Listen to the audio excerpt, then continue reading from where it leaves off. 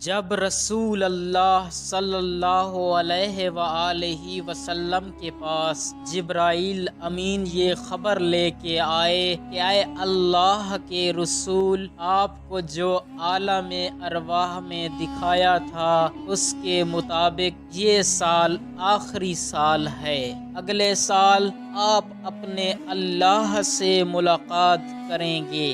بس رسول اللہ صلی اللہ علیہ وآلہ وسلم نے جیسے ہی اس خبر کو سنا، آپ نے ایک اعلان کروایا کہ اس مرتبہ ہر کسی کو یہ خبر سنائی جائے کہ کوئی بھی اپنے گھروں میں نہ بیٹھے، اس سال حج کو میں محمد خود چلوں گا۔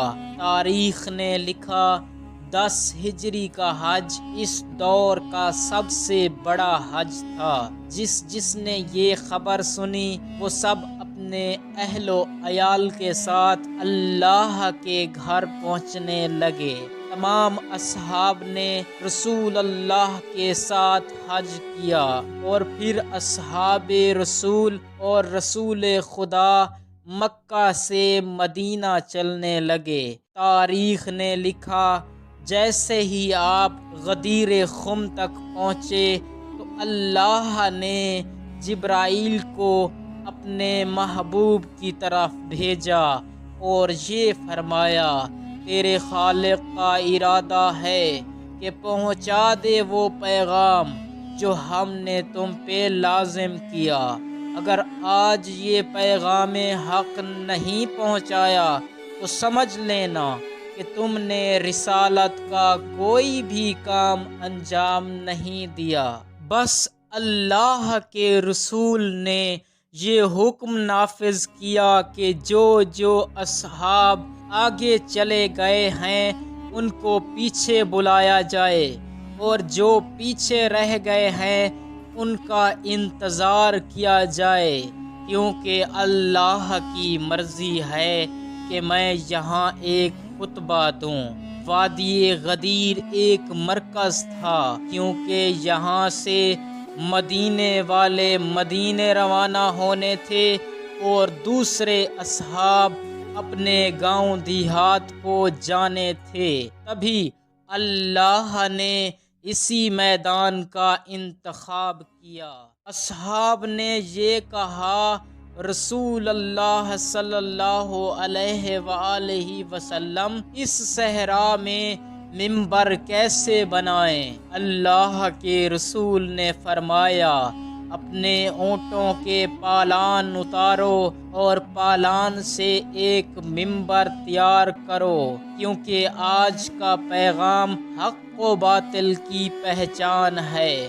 بس اونٹوں کے پالان سے منبر تیار کیا گیا اور جب تمام اصحاب آ پہنچے، اللہ کے رسول منبر پہ آئے اور فرمانے لگے، اے لوگو، میں وہ محمد ہوں جس کو اللہ نے منتخب کیا تاکہ میں تم کو اللہ کا دین سمجھا سکوں، حلال و حرام میں فرق بتا سکوں، اللہ کا قرآن تم تک پہنچا سکوں۔ لیکن ان قریب میں تمہارے ساتھ نہیں رہوں گا، میرا پیغام رہے گا لیکن تم مجھے اپنی نظروں سے دیکھ نہیں پاؤ گے۔ اصحاب رونے لگے۔ اتنی دیر میں آپ صلی اللہ علیہ وآلہ وسلم نے فرمایا، اگر تم چاہتے ہو کہ روز محشر آ کے مجھ سے ملو تو 2 چیزوں کو کبھی نہ بھولنا، ایک اللہ کی کتاب اور دوسری میری اہل بیت۔ اگر تم لوگوں نے قرآن اور اہل بیت کو ساتھ رکھا تو روز محشر حوض کوثر پہ مجھ سے ملو گے اور میں محمد تمہاری شفاعت کروں گا۔ اور پھر آپ نے علی ابن ابی طالب کو منبر پہ بلایا اور تمام اصحاب سے فرمانے لگے، بتاؤ میں کس کس کا مولا ہوں۔ ہر کوئی ہاتھوں کو اٹھا کر کہنے لگا، یا رسول اللہ آپ ہمارے مولا ہیں، یا رسول اللہ آپ ہمارے مولا ہیں۔ پھر آپ نے علی شیر خدا کا ہاتھ بلند کر کے فرمایا، من کنت مولا ہو فہذا علی مولا، جس کا میں محمد مولا ہوں اس کا یہ علی مولا ہے۔ تمام اصحاب اللہ اکبر اللہ اکبر کی صدائیں بلند کرنے لگے۔ اتنی دیر میں ایک منافق آ کے کہنے لگا، اے اللہ کے رسول، یہ پیغام آپ نے اپنی طرف سے سنایا ہے یا اللہ کی طرف سے؟ اللہ کے محبوب نے فرمایا، میں تو اللہ کے حکم کے بغیر اپنی زبان کو حرکت تک نہیں دیتا۔ تو وہ کہنے لگا، اے اللہ کے رسول، اگر یہ پیغام اللہ کی طرف سے ہے تو اللہ سے کہیں مجھ پہ عذاب نازل کرے۔ بس یہ کہنا تھا کہ اتنی دیر میں آسمان سے ایک پتھر اس منافق کے سر پہ لگا اور وہ منافق فی النار ہو گیا۔ اصحاب نے جیسے یہ منظر دیکھا، علی مولا کی صدائیں بلند کرنے لگے اور اللہ کے رسول ہاتھوں کو اٹھا کر کہنے لگے، اے اللہ، جو اس علی کا دشمن وہ میرا دشمن، اور جو میرا دشمن وہ اللہ کا دشمن، جو اس علی کا دوست وہ میرا دوست، اور جو میرا دوست وہ اللہ کا دوست۔ اے اللہ، اپنی رحمتیں برکتیں ان پہ نازل فرما جو اس علی سے پیار کریں۔ اے اللہ، اس پہ لعنت کر جو اس علی سے دشمنی کرے۔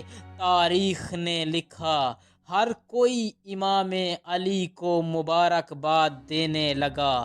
اللہ کے رسول نے ایک خیمہ نصب کیا اور تمام اصحاب کو یہ حکم دیا کہ ایک ایک صحابی آئے اور امام علی علیہ السلام کے ہاتھ پہ ہاتھ رکھ کے امام کی سرداری کو قبول کرے۔ تاریخ نے تحریر کر دیا، 3 دن تک یہ بیعت کا سلسلہ قائم رہا۔ اللہ کی رحمت غدیر خم پر برستی رہی اور تمام انبیاء، اولیاء اور فرشتے، جن و بشر امام علی علیہ السلام کو رسول اللہ کے جانشین ہونے کی مبارکباد دینے لگے۔ سلام ہو اللہ کے رسول پر، سلام ہو امام علی علیہ السلام پر، سلام ہو ان مومنین پر جو امام علی کو حق کا امام تسلیم کرتے ہیں، حق کا امام تسلیم کرتے ہیں۔ والسلام علیکم ورحمۃ اللہ وبرکاتہ۔